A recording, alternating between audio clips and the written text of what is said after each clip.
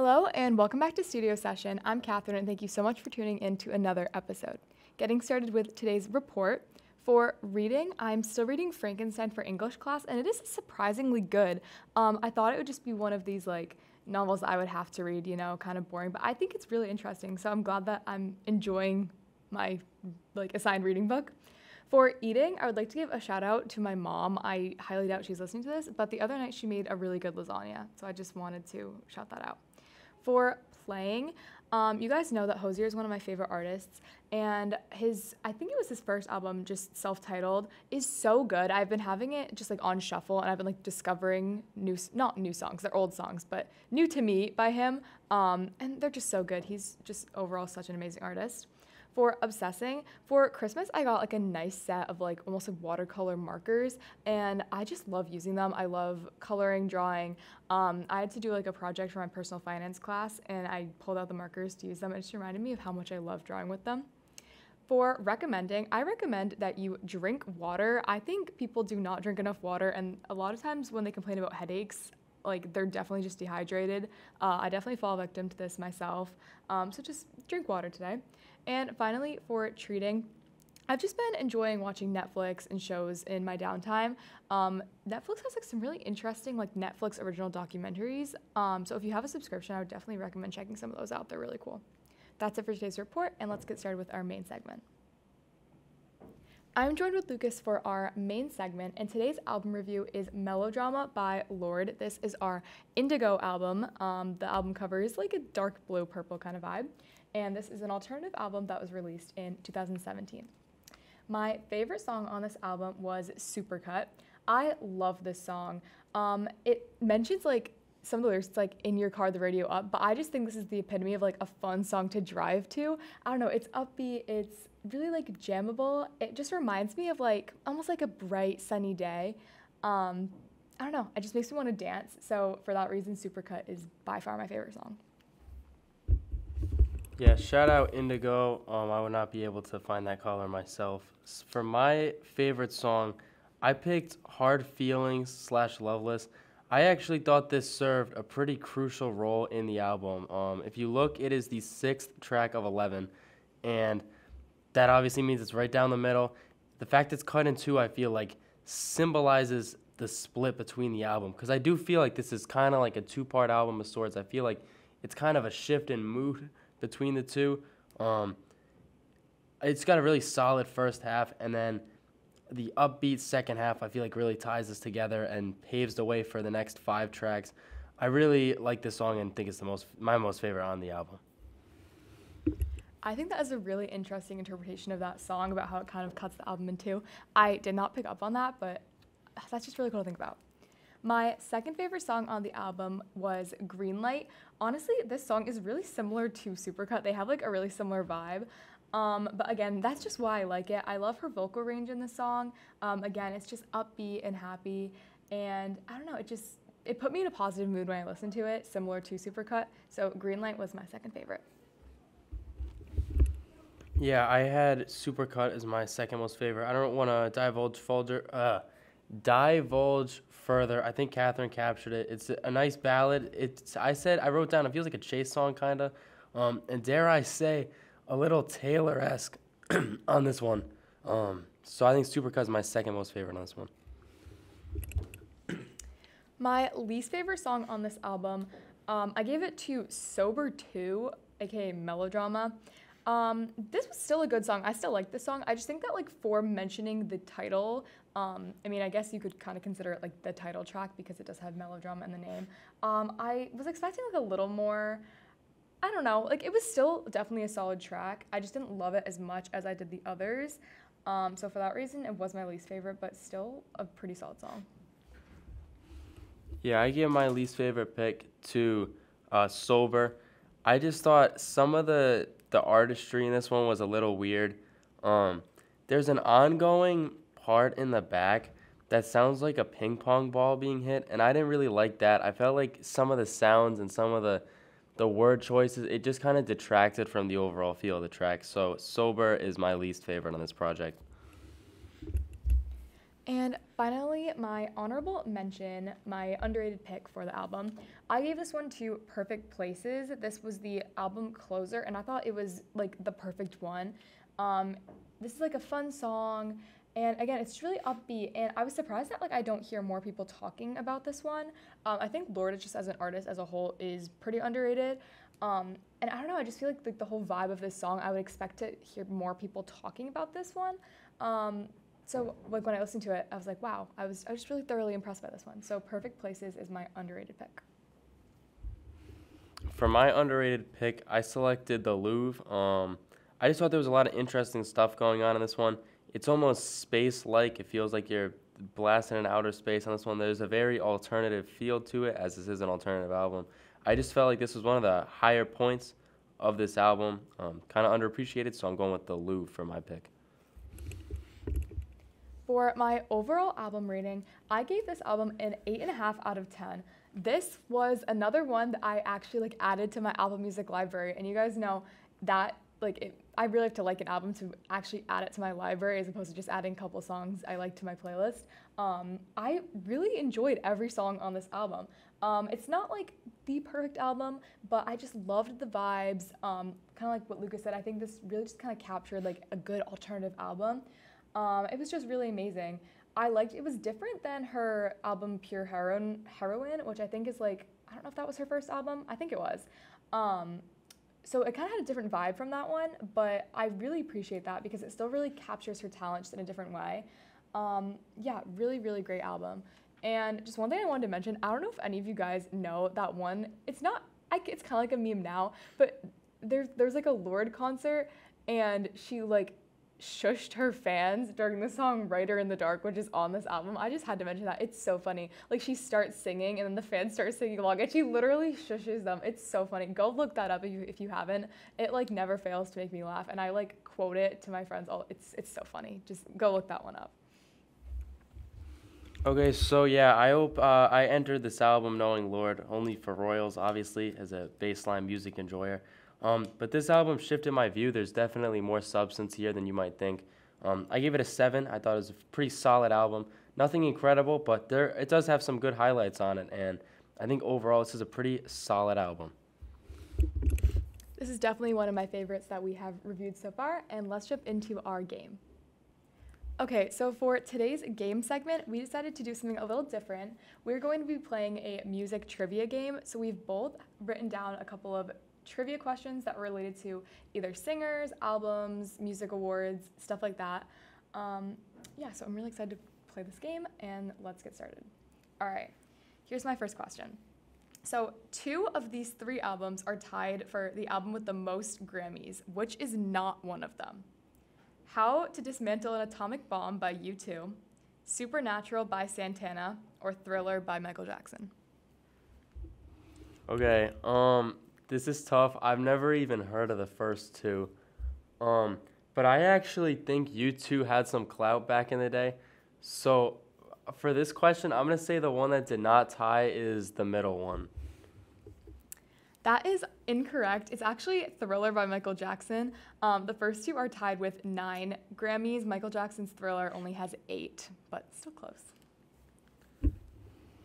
Talk about a snub. All right, so my first question. I want you to rank these 3 old West Coast hip-hop people in terms of monthly streamers. These 3 are Snoop Dogg, Dr. Dre, and 50 Cent. Ooh, okay, I'm not very familiar with any of these artists. My immediate thought is to put Snoop Dogg first. I feel like I've heard the most for him. I'd go 50 Cent, and then I'd go Dr. Dre. Almost. 50 Cent is first, and then Snoop Dogg and Dr. Dre is last. That's really surprising. Okay, my next question. Which Christmas song is the best-selling single of all time? White Christmas, Christmas Baby Please Come Home, or Do They Know It's Christmas Time? Okay, I actually was thinking of an answer prior to you reading it off, and it was Baby Please Come Home, so that's what I'm going to go with. Unfortunately, it is White Christmas by Bing Cosby. I was really surprised that this is the best-selling single of all time. Like, just of any song, not just Christmas. I don't know. That was really surprising to me. Okay, first chart question I have here. This day, they do it in weeks. This week in 2014, then who was the number one song? I'm gonna give you a hint. It was very prevalent in a movie featuring. I don't even know how to describe the movie without giving it away, but it's a very upbeat song that like headlined a movie. Is it? Oh gosh, is it Unwritten? No. No, because I know that is a popular song right now because of Anyone But You. Headlined a movie. I have no idea. Can I have like a better hint of the movie or like the artist or something? Okay, I'm not even sure if you would call this guy a protagonist or an antagonist in the movie. I'm gonna go with protagonist. Has a very large nose. Oh, okay. So it's Despicable Me, but oh my gosh. So you said, wait, which year again? 2014. 2014. Is it? I mean, Is it by Pharrell Williams? Is it Happy? It is. Yeah. Okay. Okay. My next question. What song holds the record for staying at number 1 on the charts the longest? Okay, I feel like could I get a hint as to when this song occurred? 2019. Okay, I'm gonna say Old Town Road. That is correct. Lil Nas X, Old Town Road, I believe it still holds this record for the longest number 1 song. Shout out to the guys, Marco, Joey, Cameron, for coming to my house. I had an ear infection when that song first started popping off, and these guys waltzed over to my house when I was sick as a dog. All right, my final question is like an iteration of the last one, except instead of going back 10 years, we're going back 20 years. In 2004 and this week, what was the number 1 song? The hint is it is connected to a recent Super Bowl performance.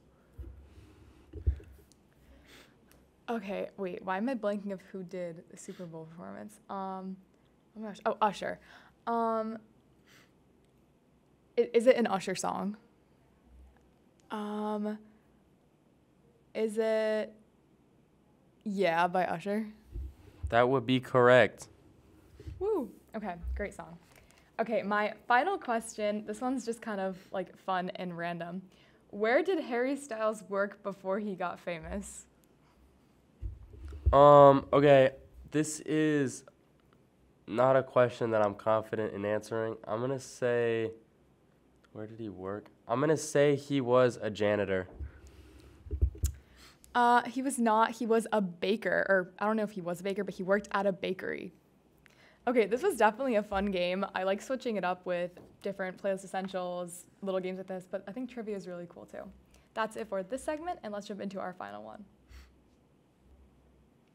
Okay, so for our final segment, what to expect next, our final rainbow album ranking is going to be purple, and we're doing Guts by Olivia Rodrigo. This is especially exciting because she actually just released like 5, I think, bonus tracks for this album, so it's good that we're doing this now so we can review those as well. Yeah, it's going to be our final March episode, and I'm really excited. Okay, Lucas has some music drama that he was going to fill us in on. Okay, yeah, first off, I did listen to a couple albums this weekend, one of them being the Hozier EP. I thought that was very good, no misses. An album I did think had a lot of misses, though, was this Future album with Metro Boomin's production. This one was called We Don't Trust You. And I don't actually trust these guys to make good music anymore. I don't think Future is a good artist at all. I can't really name one incredible club banger out of him that doesn't involve a feature. Anyway, enough with Future. The main thing from this album, the main takeaway, was the diss that Kendrick Lamar sent out. This diss is like gonna alter the rap game. I feel like this is starting to bring back real beef because if you go through this verse, it's actually insane. He rips into Drake and J. Cole Let's just read some of these lyrics. About midway through the verse, he says, blank sneak dissin, first person shooter. I hope they come with 3 switches. He's referring to a track released a couple months ago by Drake featuring J. Cole called First Person Shooter. I guess he feels very offended by this track as there were some sneak disses on it. However, as we'll see later on, Kendrick is not going to be a sneak disser. He's going to be really upfront about it. He then says, if he walk around with that stick, it ain't Andre 3K. This is the first J. Cole diss in here. J. Cole features on a song under his label Dreamville called Stick. Then 2 sentences later, so in First Person Shooter, the 2 guys on the track talk about a metaphorical big 3, and that would be Kendrick, Drake, and J. Cole. And that's kind of just been the big 3 rappers since they entered the game. They kind of have had control of the game, and I think that's a known thing. However, Kendrick directly goes against that in this verse. He says, blank the big 3, blank, it's just big me. That's kind of insane. But what's more insane is this next bar here. 2 more disses at Drake. He really just digs in at Drake at the end of this. He says, your best work is a light pack, blank, Prince outlived Mike Jack. He's talking about another thing on First Person Shooter towards the end. Drake says, I'm 1 away from Michael, and he starts saying beat it a lot of times, as he was 1 hit away from most number 1s by an artist, tying himself with Michael Jackson. However, here, Kendrick is saying Prince outlived Mike Jack, both in real life, we know this to be true, and he's saying that his music also is more influential than Michael Jackson's, although they have this kind of undertone. While Michael Jackson is the more commercially successful here, Kendrick is saying that Prince is better as he is better. Another interesting tie here that I figured out is on a Future song in the past called Mask Off, there's a Kendrick Lamar remix in which Kendrick compares himself to Prince. So he's bringing that back here. I thought that was really interesting. Final diss here. Kendrick says, for all your dogs getting buried, that's a K with all these 9s. He gonna see Pet Cemetery. That's just insane. For All Your Dogs, obviously, is just a diss to Drake again, as Drake released For All the Dogs a couple months ago. This is just an insane verse. I had to go over it. I had to listen to it a couple times when I first heard it. Kendrick just dismantled the other